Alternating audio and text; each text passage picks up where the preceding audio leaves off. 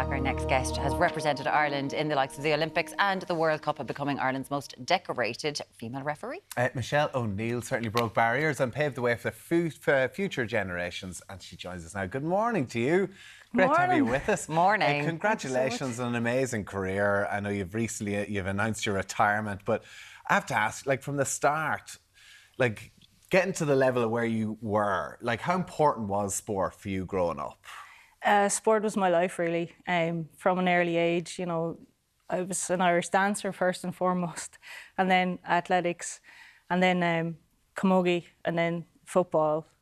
Played club and county. So football wasn't the first one you went into? No, and I only then went into football, soccer, later in life at the age of 18. Was my first time I played, other than in school and stuff. So you had a baby at 17 and you started playing soccer at 18.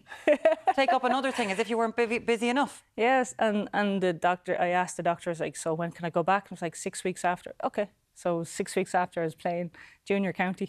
6 weeks after you gave birth, you were off playing junior county. That's something about youth, isn't it? That's pretty impressive. All right. Because that would have been like, you know, I suppose, you know, being pregnant at 17, that takes up so much of your identity. Were you like, there's more going on, lads? Yeah, I was just like, okay, this is happening. Fine, no problem.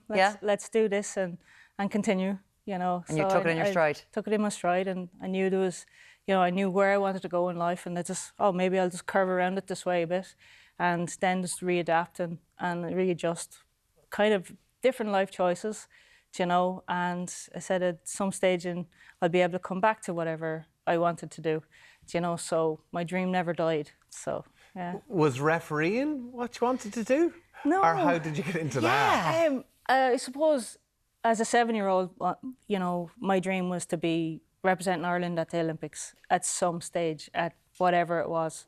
I didn't know, couldn't visualise what it was, but at the time, my role model would have been Sonia O'Sullivan, in athletics. So, and I was in athletics at the time. So my dream was to represent Ireland Olympics at the age of 7, and go fast forward all the way to 2021 and Tokyo Olympics. I was the first ever match official to represent Ireland at the Olympics. So my dream came true, and that was a crying moment. I can only imagine. Moment, so. But I think an awful lot of people, like Tommy, as a professional sports person, is kind of looking at you going, but like you love sport. How do you get to be the moon tour on the pitch? Like, how did it come that someone said? Did someone say you'd be good at putting manners on some people? Like, what happened? Yes and no. There was both things happened at the same time. As in, I played right up till I was 30 years of age in sport, and I always kind of felt that more needed to be done on the pitch. I was one of these players that questioned every single decision of a referee. So I was like, and why was that? Why you keep asking me these questions? Because I want to learn. I want to know I won't do it again. And then push the boundary all the way up to, you know, maybe get your yellow, but I never got a red card. So, and then I pull back. But then I also had the feeling of, well, I never saw a female referee. So it was just a given that females don't referee now. So then it was like, hold on a minute, why not? And then the more I was thinking this way, one of the referees was like, there's a beginner course next week. I think you'd be good at it. So, because I probably questioned him a lot in that match. And then I went on, okay, I'll go and learn. And if anything, I'll go do a beginner's course, learn the laws of the game, and then make myself a better player.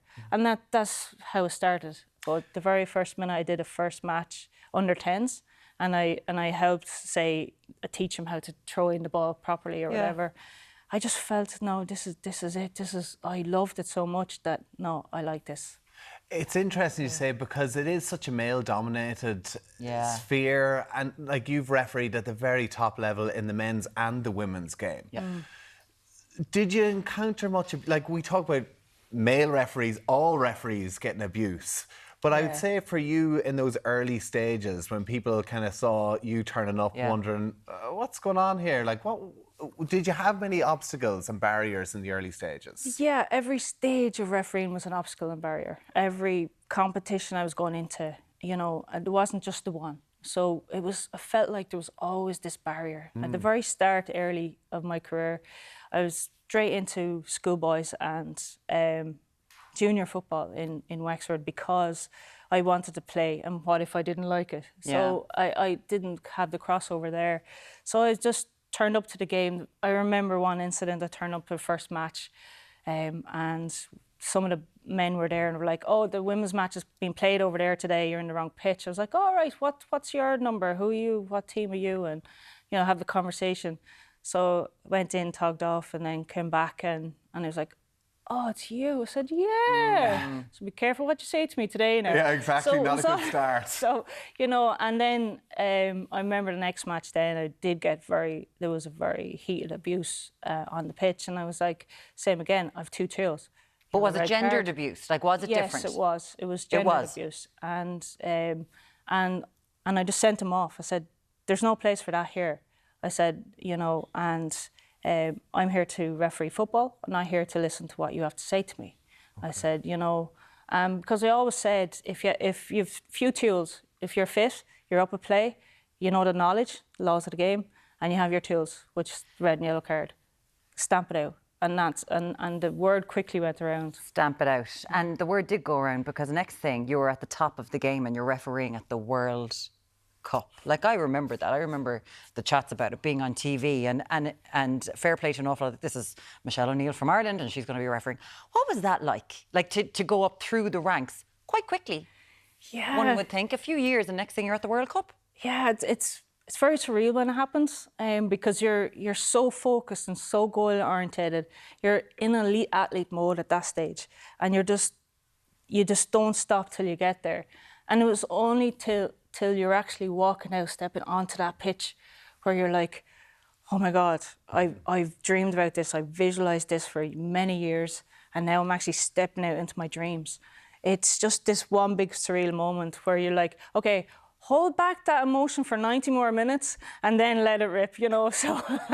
You're also a part of the match. It was Liverpool against Chelsea 2019, wasn't it? The Super Cup final in Istanbul. I mean, the atmosphere over there is insane. As a referee, they don't hold back in Istanbul. No, and it was the first all-female refereeing team as well to officiate this men's Super Cup final as well.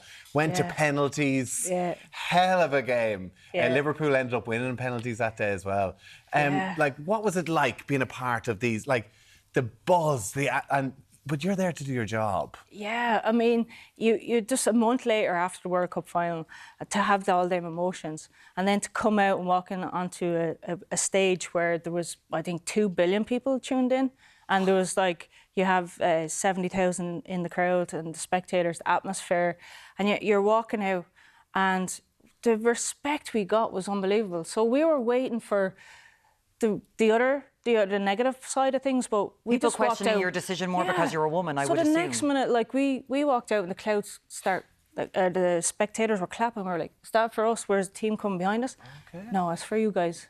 Do you know, the respect we got, because we approached the game as, right, we're here. The severe pressure on us to perform in decisions, but it's like, show everyone what's possible. So everything became possible that game because we just had to do what we did best. Yes. And show the world what we could do. When you call an offside in a match like that, like the pressure, I mean, you're talking, millimetres to make these decisions. Is there social media abuse? Like, is it difficult, or, do you just take it in your stride? Yeah, look, you have to know what to listen to and what not to listen to. And even on the sideline, because the abuse, you're like, a couple of feet from the crowd. Yeah, so you have to have your noise ears on, blinkers. Okay. You have to just drown it out. You have to really do a lot of mind coaching and a lot of mindset. And you have to really just focus. So you have to really focus on your decisions, because if you misfocus on one decision, the next decision is another 3 seconds time and you have to make another decision. We could make up to 200 decisions in a game and non-decisions that you don't even know about. So to make a huge decision in that game, that disallow a goal for a team to win and lose, and huge stakes and huge prize money, huge everything, the pressures become surreal. But you have to train for it and prepare for it. It's really interesting because reading about your training, you were in elite athlete mode. The amount you have to do, the bleep tests, all the horrible stuff you have to do. You're clearly into, focusing, focusing and visualizing and all that kind of stuff. But you've given it all up. What at the top of your game? Because you're in art now. You've got art going on. Your son's 28. You're doing art together. Why did you give it all up? Yeah, because I knew I actually stretched out my career an extra 4 years more than I was anticipating. So originally I was thinking of after the Olympics, but then I was asked by FIFA again, will we give another World Cup? And I said, yeah, because, I knew the growth of football was coming big. And I said, right, and I want to be in Australia because I had this feeling that Ireland were going to qualify. Yeah. And I just knew that was going to be a massive moment. So I was like, no. And I even sacrificed a lot more, and I did a lot more different training, recovery, and just like, no, I can do this.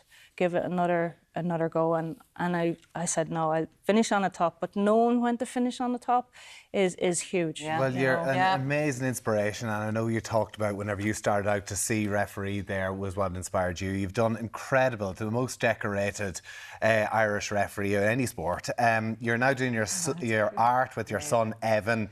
If people want to check it out, it's Michelle O'Neill Official online. You can see some of the art. It's absolutely stunning as well. Thanks so much for coming in and talk. I could talk to you for another half an hour. Yeah. Fascinating. Fascinating. Really so lovely. Michelle, thanks so much for coming in. We really appreciate it. Thank you. Now